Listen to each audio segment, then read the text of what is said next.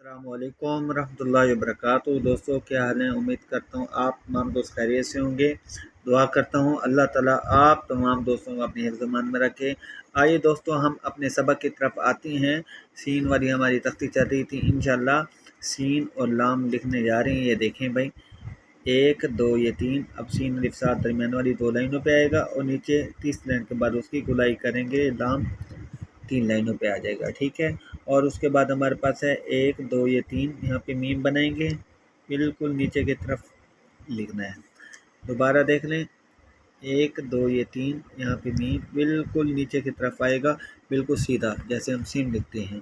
और उसके बाद हम लिखने हैं सुन, 1 2 ये 3। अब 30 लाइन के बाद उसकी गुलाई करेंगे, ऐसे उनका नुक्ता लगाएंगे। अच्छा दोस्तों, यहाँ तक आप लोगों को समझ आ गई होगी। और उसके बाद आगे देख लें, 1 2 ये 3। अब 30 लाइन 2 लाइनों पे ये आएगा 100, ये दरमियान वाली 2 लाइनों पे आएगा 1 2 ये 3। अब यहाँ पे वो बनाएंगे, ठीक है। और उसके बाद हम लिख रहे हैं सा, 1 2 ये 3। अब 30 लाइन के बाद हमने उसके ऊपर अली मद्दा बनाना है, 1 2 ये 3।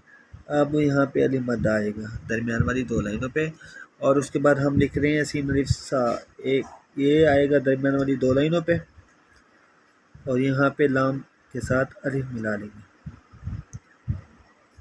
और उसके बाद हम लिख रहे हैं 1 2 ये 3, ये सीन बनेंगे। सीन के बाद ये छोटी ये बनानी है, 3 लाइनों पे आएगा। और उसके बाद से सी, और यहाँ पे से दरमियान वाली 2 लाइनों पे।